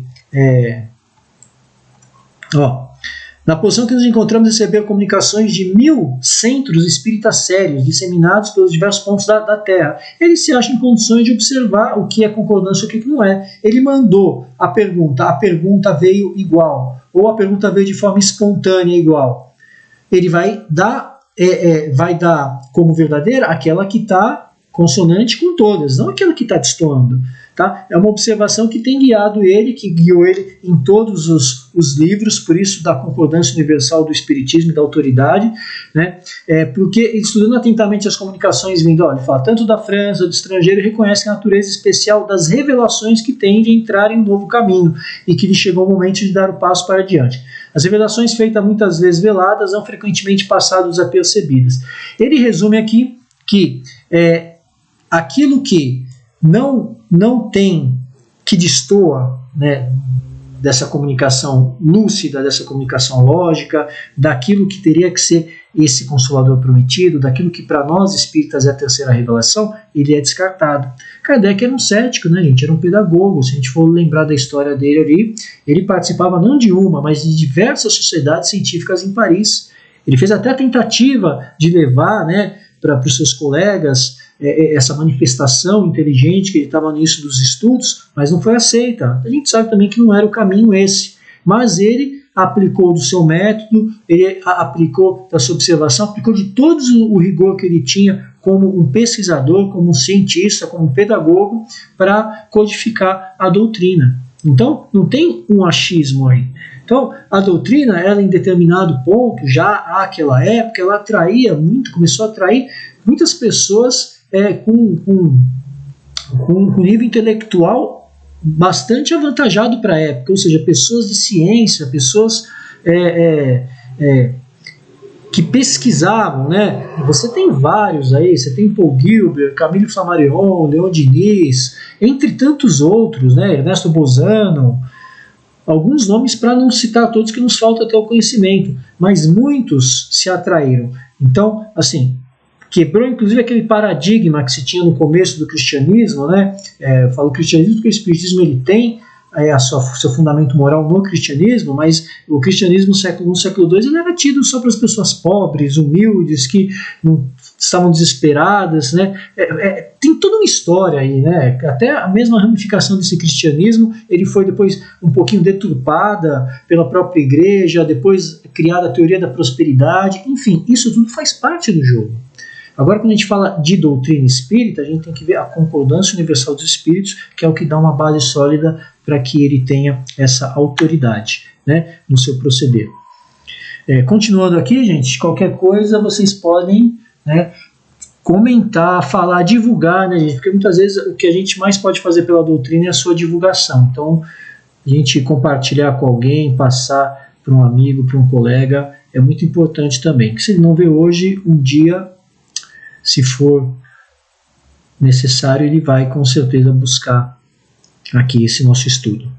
Então ele continua, essa verificação universal constitui uma garantia para a unidade futura do Espiritismo e anulará todas as teorias contraditórias. Aí é que, no porvir, se encontrará o critério de verdade. O que deu lugar ao êxito da doutrina exposta em O Livro dos Espíritos, em O Livro dos Médiuns, foi que todos receberam diretamente dos Espíritos a confirmação do que esses livros contêm. Se de todos os lados tivessem vindo os Espíritos contradizê-la, já de há muito haveriam aquelas obras experimentado a sorte de todas as concepções fantásticas. Nem mesmo o apoio da imprensa salvaria do naufrágio, ao passo que, privadas como se viram desse apoio, não deixaram elas de abrir caminho e avançar celeremente. É que tiveram o dos Espíritos é que tiveram o apoio, é que tiveram o dos Espíritos cuja boa vontade não só compensou, como também sobrepujou o mal-querer dos homens. Assim sucederá a todas as ideias que, emanando, quer dos Espíritos, quer dos homens, não possam suportar a prova desse confronto, cuja força a ninguém é lícito contestar. Ele fala aqui um pouquinho sobre o sucesso dos dois livros anteriores a esse. Olha que interessante. Porque quando ele fala que chegou a hora de caminhar para frente, ele diz alguns slides atrás, ele comenta, justamente que chegou a hora de publicar outro livro. Então ele publicou Dos Espíritos primeiro, se eu não me engano, em 1857, Livro dos Médiuns, em 1861, e teve a primeira versão do Evangelho segundo o Espiritismo em 1864 e a última versão foi em 1866. Então, essas publicações tiveram todo o apoio do plano espiritual. todo o apoio ele foi intuído, ele teve a concordância do plano espiritual. Não veio nenhum espírito, como ele diz aqui, se todos tivessem vindo espíritos contradizê-la, eles já teriam caído por terra essas obras, elas iam cair na teoria de concepções fantásticas, né? Ou seja, de fantasiosas, de fictícias, de ficções, né? Então, não adiantaria apoio de imprensa, porque o naufrágio seria certo. Mas a obra ela não estava completa. Então, cada vez que tinha que dar um passo, o plano espiritual, eles concordavam justamente com isso. Olha, você fez o livro dos espíritos de cunho filosófico, você fez o livro dos médiuns ali de cunho científico, observação, metodologia, agora você vai fazer o Evangelho segundo o Espiritismo. Com certeza isso se deu no Céu e Inferno, quem já leu, e com certeza na Gênesis segundo o Espiritismo também. Então, não adiantaria que boa vontade dos homens, má vontade dos homens, aliás, não, o que tiveram os espíritos cuja boa vontade não só compensou, como sobrepujou o mal querer dos homens. Então, mesmo os homens de má vontade, ou querendo deturpar, ou não querendo prosseguir, os espíritos ali estavam para a concordância universal, que é o que dava mais força para a autoridade dessa doutrina. Tá? Continuando ali, suponhamos, praza a alguns espíritos ditar sob qualquer título um livro em sentido contrário. Suponhamos mesmo que, com intenção hostil, objetivando desacreditar a doutrina, a malevolência suscitasse comunicações apócrifas. Que influência poderiam exercer esses escritos, desde que todos os lados os desmentissem os espíritos? É com a adesão destes que se deve garantir aquele que queira lançar em seu nome um sistema qualquer. Do sistema de um só ao de todos, medei a distância que vai da unidade ao infinito, que poderão conseguir os argumentos dos detratores sob a opinião das massas. Quando milhões de vozes amigas provindas do espaço se façam ouvir em todos os recantos do universo e no seio das famílias, a infirmá-los? A esse respeito, já não foi a teoria confirmada pela experiência? Que é feito das inúmeras publicações que traziam a pretensão de arrasar o espiritismo? Qual a que sequer lhe retardou a marcha? Até agora não se considera a questão desse ponto de vista, sem contestação, um dos mais graves. Cada um contou consigo, sem contar com os espíritos. Aqui Kardec ele reforça que para a doutrina, para os livros da doutrina espírita eles terem essa autoridade, para a doutrina em si ela ter essa autoridade, ela tem que ter mais uma vez o que é a concordância. É interessante que ele fala aqui, entre outras coisas, sobre as comunicações apócrifas. Apócrifas são aquelas que estariam à margem das oficiais, aquelas que não foram as autorizadas do cunho canônico, que não vieram da igreja, por exemplo. A gente tem assim, só para a gente ter uma comparação, os evangelhos apócrifos, aqueles que foram escritos, aqueles que nós sabemos que inclusive mulheres escreveram, mas eles não foram considerados pela igreja. Então, o que adiantaria comunicações desse cunho se os próprios espíritos viessem desmentir? Né? Então é com a adesão desses mesmos espíritos que a doutrina ela se fundamentou e se fortificou. Olha como ele fala aqui, do sistema de um só de todos, medir a distância que vai da unidade ao infinito. O que poderão conseguir argumentos de detratores sobre a opinião de massas, quando milhões de vozes amigas, ou seja, não adianta alguém me falar, um exemplo, tá? Nossa, o espiritismo é coisa do demônio, o espiritismo é coisa do diabo, como em algumas situações já se via, e em alguns pontos ainda, em determinados locais você vê esse tipo de linguajar. Quando a verdade que a doutrina ela se fundamenta é na concordância. Olha, você tem ali aproximadamente hoje, 7 bilhões de pessoas. Com a progressão da doutrina, porque a doutrina não se preocupa com o tempo, não se preocupa com o número de adeptos, ela sabe que a marcha dela ela não vai ser detida. O que significa isso?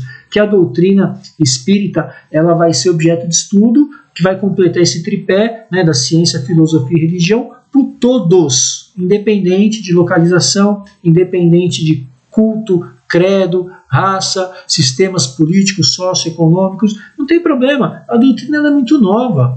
Ela é uma doutrina. O que caracteriza a revelação? Justamente ela ser incontestável. E quando não se fala incontestável, não é que todo mundo hoje tem que concordar. Nós conhecemos pessoas que não acreditam no espiritismo, que inclusive não gostam do espiritismo porque não gostam do cristianismo, fazem essa associação. é bem verdade que o cristianismo em si, ele foi motivo de muitas guerras, de muitas matanças, mas o que o espiritismo está extraindo do cristianismo é a parte moral. E quem deturpou o cristianismo foram os homens. A ideia central do Cristo, ela prevaleceu. Então a gente deu até na outra parte, independente da ramificação que a doutrina, que o cristianismo ele sofreu ao longo dos anos, a coisa que se conservou foi a parte moral. É claro que a deturpação em alguns pontos eles têm que ser estudados com o tempo. Você vai estudar ali que algumas palavras foram criadas por determinada religião por controle. Né? Os evangelhos não falam nada de papa, por exemplo, o evangelho não fala nada de missa, o evangelho não fala nada de purgatório, são palavras criadas para o controle. Então o espiritismo ele transita tranquilamente em todos esses segmentos doutrinários justamente porque ele tem as suas bases bem sólidas. Então, seja o espírito, seja o homem que venha combatê-lo, esse combate ele não vai manchar, quando pouco arranhar e não vai impedir a marcha da doutrina, que ela é contínua. Claro, a gente fala isso sem pretensão, porque a gente está lendo aqui e está dando esse entendimento, essa introdução. Né? Ele continua falando que o princípio, mais uma vez, né, gente, o princípio da concordância é também uma garantia contra as alterações que poderiam sujeitar o espiritismo a seitas que se propusessem apoderar-se dele, em proveito próprio e acomodá-las à vontade. Quem quer que tentasse desviá-lo do seu providencial objetivo, mal sucedido se veria, pela razão muito simples de que os espíritos, em virtude da universalidade de seus ensinos, farão cair por terra qualquer modificação que divorcie da verdade. De tudo se ressalta uma verdade capital, a de que aquele que quisesse opor-se à corrente de ideias estabelecida e sancionada poderia, é certo, causar uma pequena perturbação local e momentânea, nunca, porém, dominar o conjunto, mesmo no presente, nem ainda menos no futuro. Então, mais uma vez, ele ressalta que, quando você fala da moral da doutrina espírita, é pela concordância. Tá? Então, essas alterações que poderiam sujeitar o espiritismo a seitas, ou seja, qual que é a diferença de uma seita e de uma religião oficial, de um segmento doutrinário oficial? A seita é uma coisa paralela. Né? O cristianismo, nos primeiros anos, aí, século I, século II, até mesmo século III, ela era uma seita, ela não poderia ser praticada. Então, todo aquele que queira se apoderar ou associar o espiritismo com determinada religião ou seita já existente, ele não vai conseguir, porque a doutrina está bem fundamentada. Quem quer que tentasse desviar do seu providencial objetivo seria mal sucedido, como foi até hoje, né? Porque a doutrina, apesar dela ser nova, você fala nova aí, a doutrina nasceu com a publicação do Livro dos Espíritos, 1857, você tem 163 anos, mais ou menos, de espiritismo. É uma doutrina nova, novíssima, se comparada às doutrinas milenares, até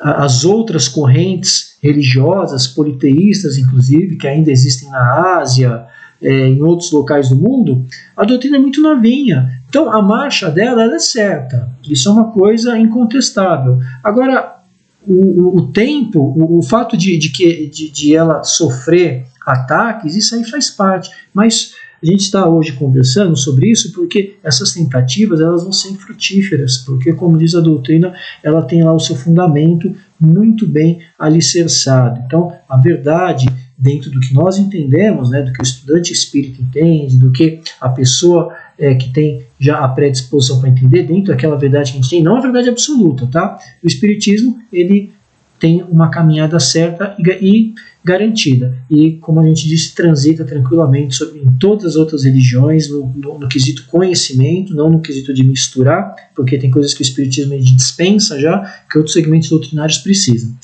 E, falando dessa verdade capital que ele ressalta aqui, qualquer um, né, que quisesse opor-se à corrente de ideia estabelecida e sancionada, é certo, causar uma pequena perturbação local, nunca, porém, dominar o conjunto, nem no passado, nem no presente, muito menos no futuro.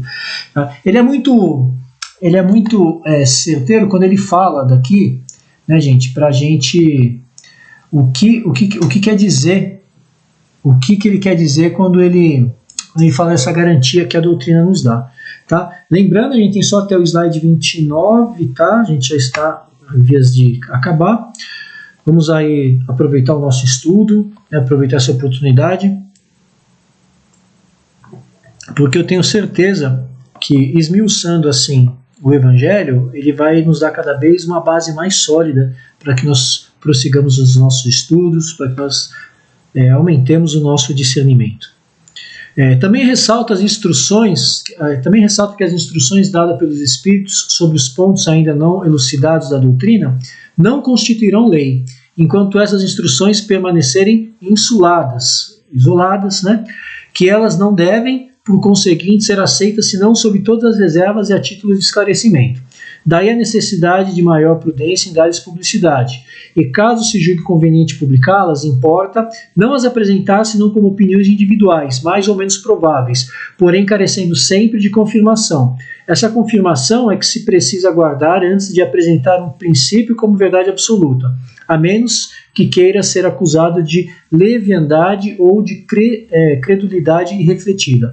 Aqui, mais uma orientação que o plano espiritual, que Kardec recebe, que ele fala, que assim, tudo aquilo que a doutrina ela não descobriu ainda, os novos conhecimentos, tá, eles não podem ser tidos de forma nenhuma, tidos como lei e verdade absoluta, porque se forem principalmente coisas isoladas, elas podem ser verdadeiras, mas elas não podem ser aceitas senão sob reservas a título de esclarecimento. Às vezes você tem lá um médium na Federação Espírita, ou um médium numa casa ali conhecida ou não conhecida, ele trouxe um conhecimento.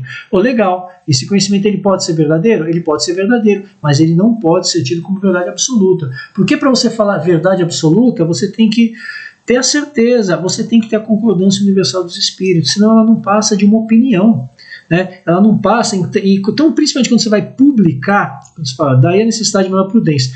Caso de julgue conveniente publicá-las, importa não as apresentar, senão como opiniões individuais, mais ou menos prováveis. O que acontece com uma opinião provável? Ela pode ou não ser confirmada no futuro. Se for verdade, ela vai ser confirmada, senão ela vai cair por terra, que nem aconteceu de nós lermos em alguns slides atrás. Porém, carecendo sempre de confirmação. Ele fala, então essa confirmação que é precisa aguardar antes de apresentar um princípio como verdade absoluta, a menos que queira ser acusado de leviandade ou de credulidade refletida. Quando você fala que a doutrina tem como um dos pilares a pluralidade das existências, você tem vários estudos, eu posso citar aqui para vocês Leon Diniz, por exemplo, sobre a existência do espírito fora do corpo físico. Ele tem algumas publicações, inclusive, que comprovam isso.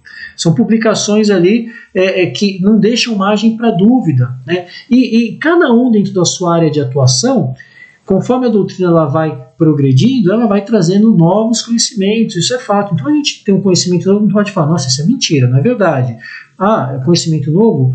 Interessante ou não interessante, vamos aguardar, vamos deixar ali como reserva de uma opinião particular, de alguma coisa que pode vir a acontecer, mas não nos precipitarmos em tomar aquilo por verdade absoluta. Tem alguma uma revelação vindo de tal médium, ou tal casa, ou tal instituição. Calma. A revelação, quando tiver que ser feita, ela vai ser de cunho amplo, geral e universal. É sempre para nós o quê? Não passarmos, né, como diz aqui, a menos que você queira ser acusado de leviandade ou de credulidade refletida. Não é bom a gente estudar para a gente ter esse cuidado? Ele continua aqui, com extrema sabedoria procedem os espíritos superiores em suas revelações.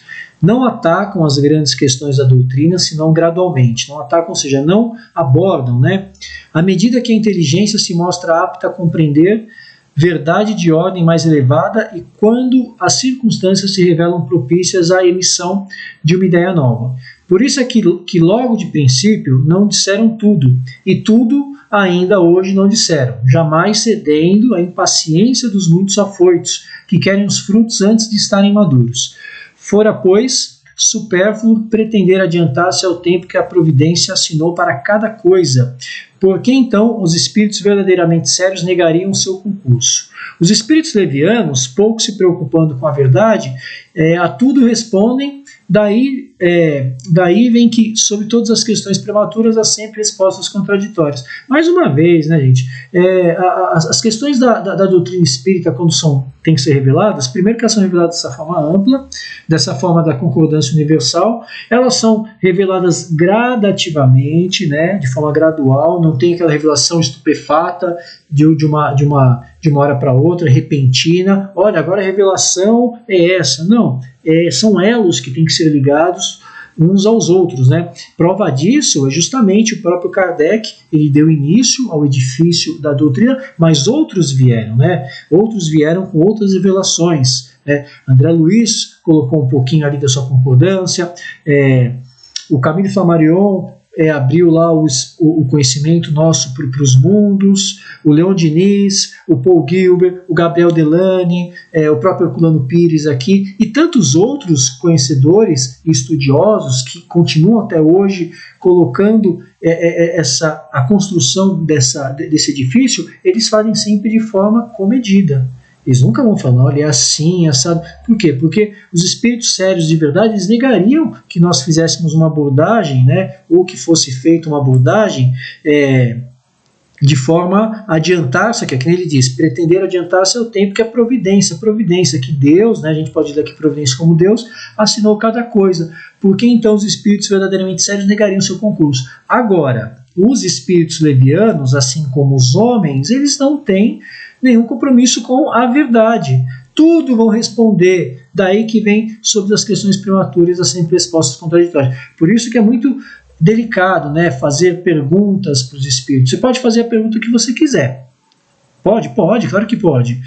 Você vai ter a resposta também que você tiver que ter. Não sendo nunca, jamais tomada por verdade absoluta. Até porque você está fazendo uma resposta de cunho particular, de cunho pessoal. A gente acabou de ler, os espíritos verdadeiramente sérios, eles não se ocupam desse tipo de abordagem, eles não se ocupam desse tipo de temática. Não é interessante para eles. Não tem porquê, porque foge daquilo que é o escopo da doutrina, daquilo que é o fundamento, daquilo que é a base sólida que sustenta a doutrina, que é a concordância universal dos espíritos. Afinal, nós estamos lendo aqui a autoridade da doutrina espírita. Continuando aqui, os princípios acima não resultam de uma teoria pessoal, são consequência forçada das condições em que os espíritos se manifestam. É evidente que, se um espírito diz uma coisa de um lado, enquanto milhões de outros dizem o contrário, algures, a presunção de verdade pode não estar com aquele que é o único ou quase único de tal parecer. Ora, pretender alguém ter a razão contra todos seria tão ilógico da parte dos espíritos quanto da parte dos homens. Os espíritos verdadeiramente ponderados, se não se sentem suficientemente esclarecidos sobre uma questão, nunca resolvem de modo absoluto. Declaram que apenas a tratam do seu ponto de vista e aconselham que se aguarde a confirmação. Por grande, bela e justa que seja uma ideia, impossível é que desde o primeiro momento congregue todas as opiniões.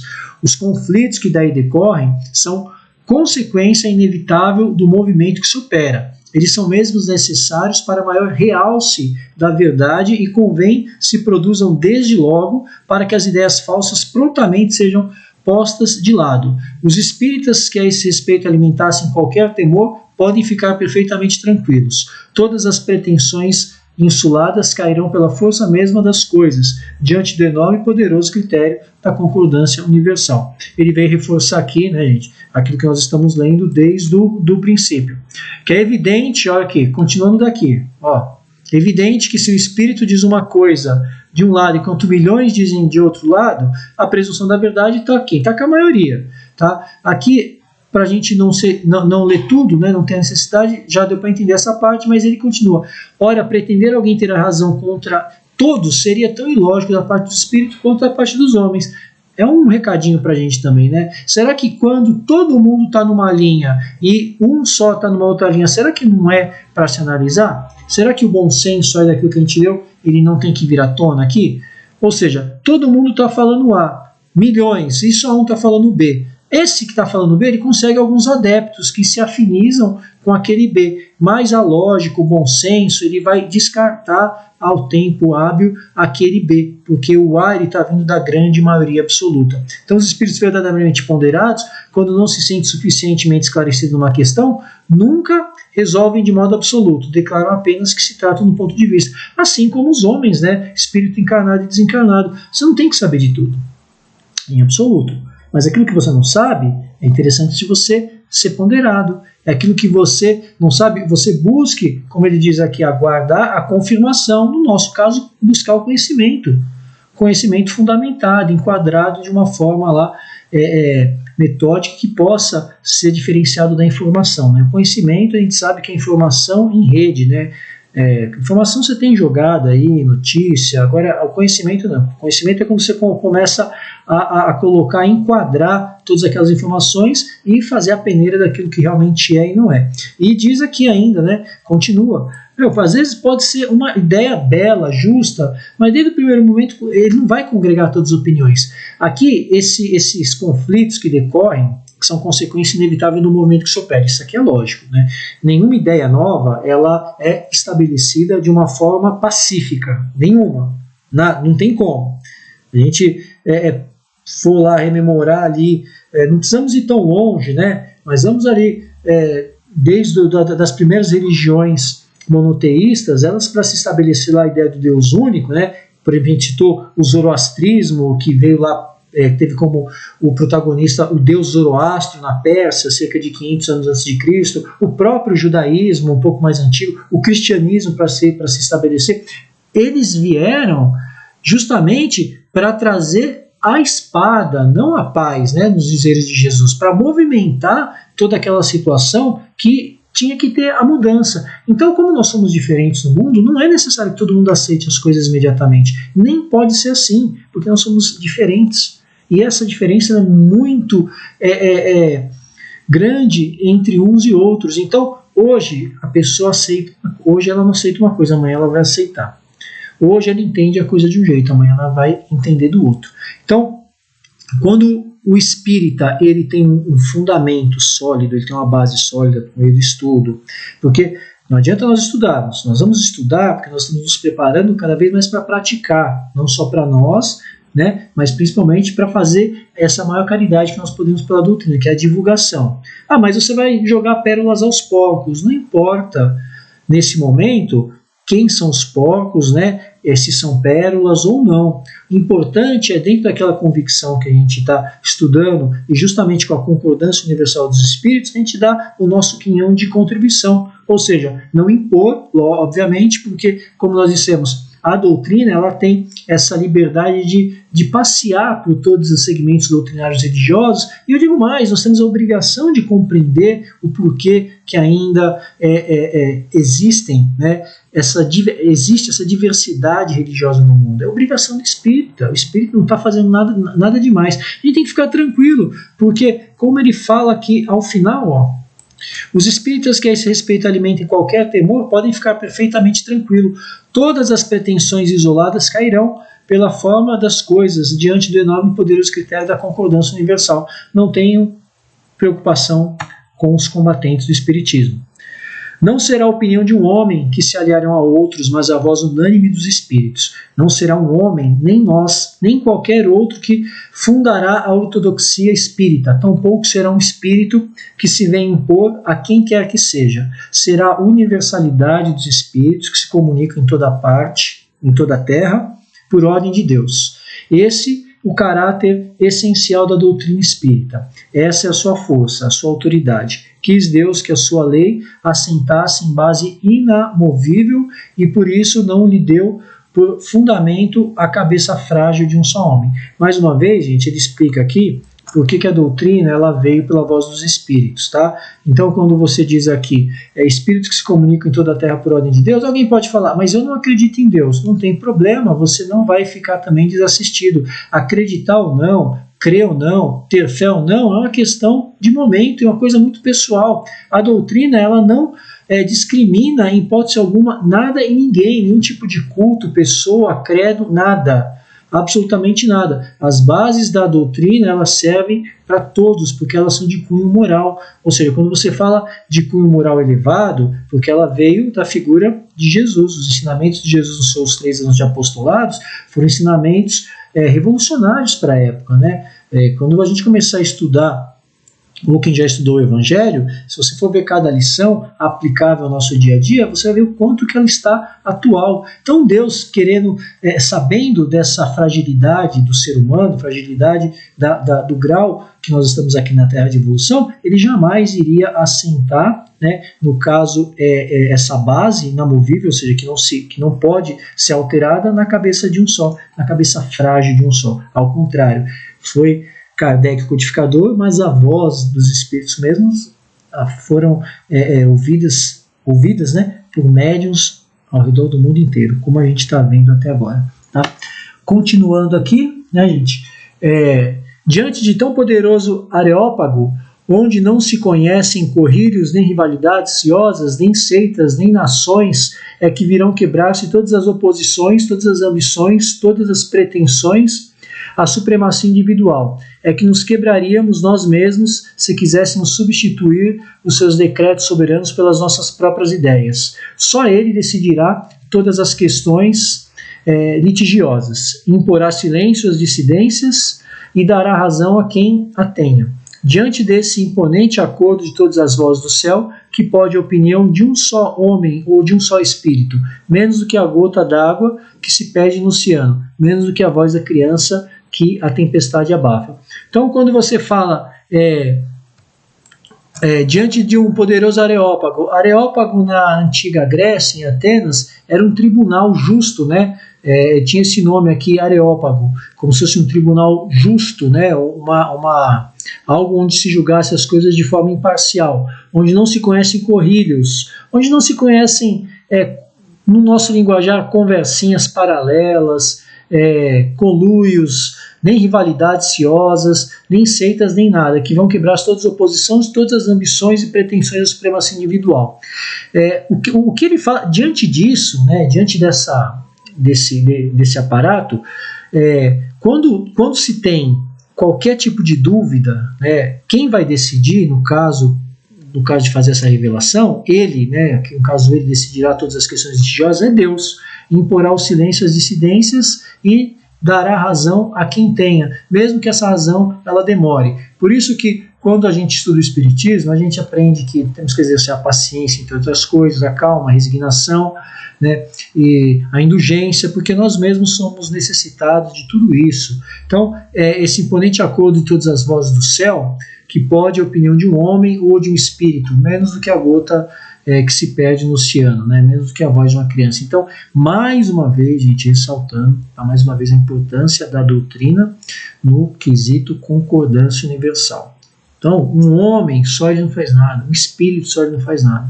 Vejamos, lembremos que a base da doutrina espírita ela está assentada justamente na concordância universal dos espíritos. Isso é importante nós levarmos esse conhecimento.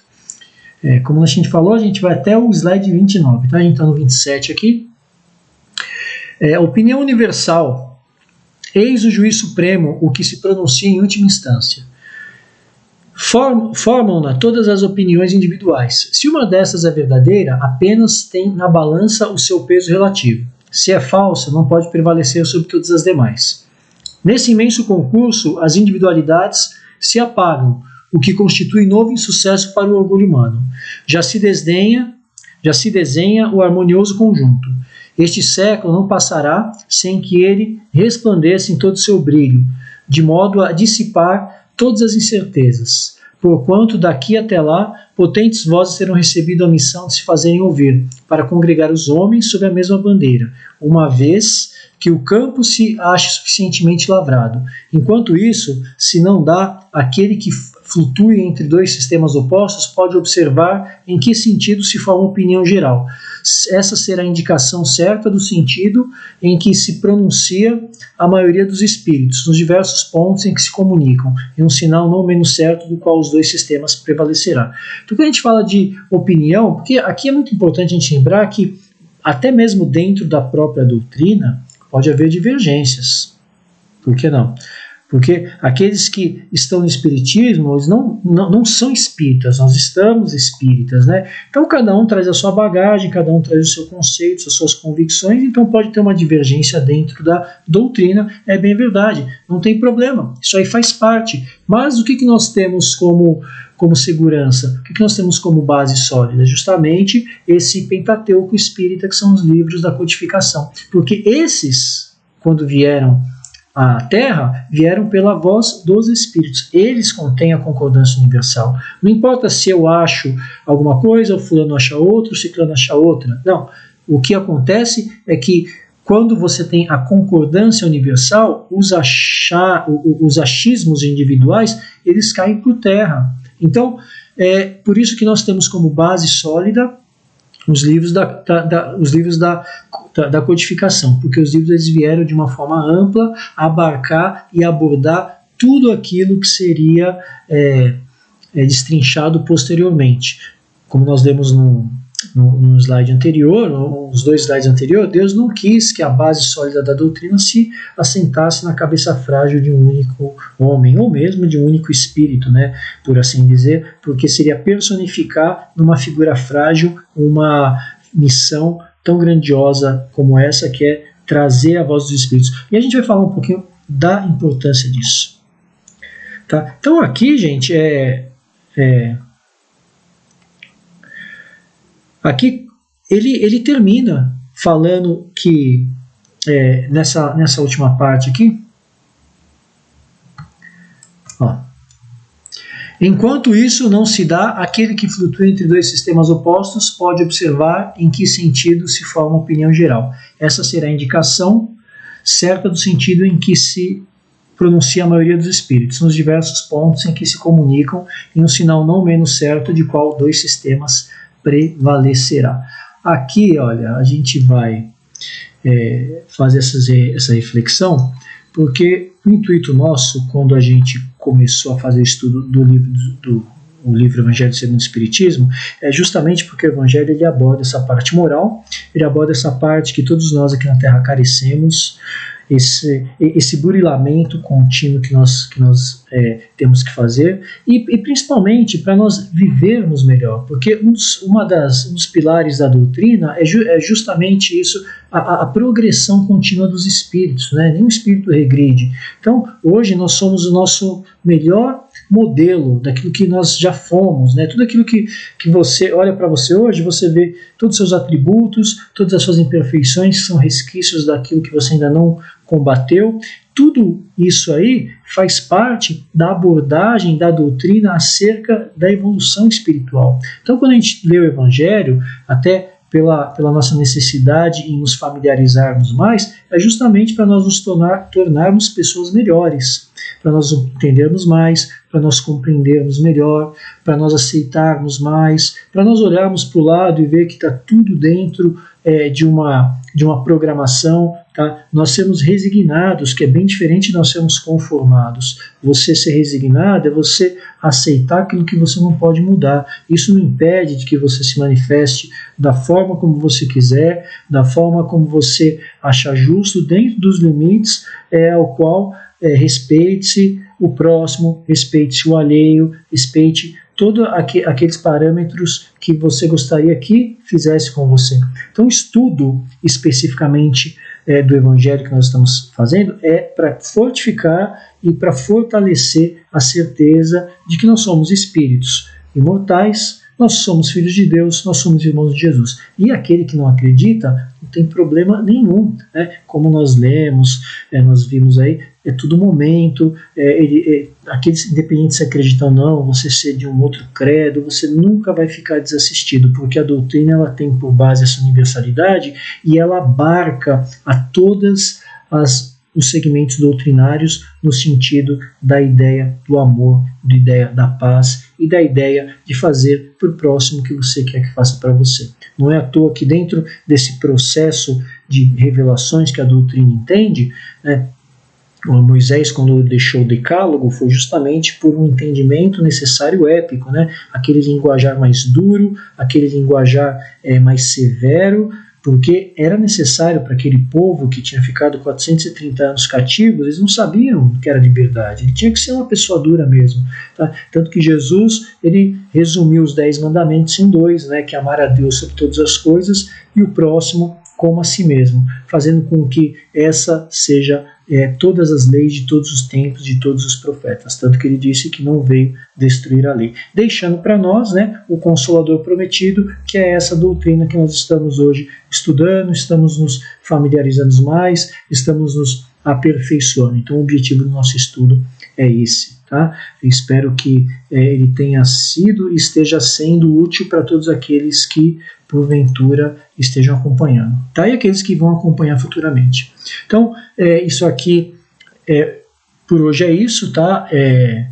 O próximo estudo ele vai falar do item 3, notícias históricas. A gente vai dar continuidade na introdução do item 3 do Evangelho segundo o Espiritismo. Então aqui a gente deixa mais uma vez o contato da nossa casa para todos aqueles que porventura precisarem ou quiserem colaborar, contribuir, participar ou de alguma forma fazer parte dessa família da Sociedade Espírita Frei Carmelo de Aguiar. Tá, então para encerrar a gente vai fazer a nossa prece para que possamos finalizar agradecendo muito a Deus, a Jesus, ao plano espiritual por essa oportunidade, por poder, mesmo que de forma simples, de forma não tão extensa, colaborar um pouquinho com essa obra da doutrina. Então a gente agradece sempre com a prece que Jesus nos deixou, dizendo: Pai nosso que estais no céu, santificado seja o vosso nome, venha a nós o vosso reino, seja feita a vossa vontade, assim na terra como no céu. O pão nosso de cada dia dai-nos hoje.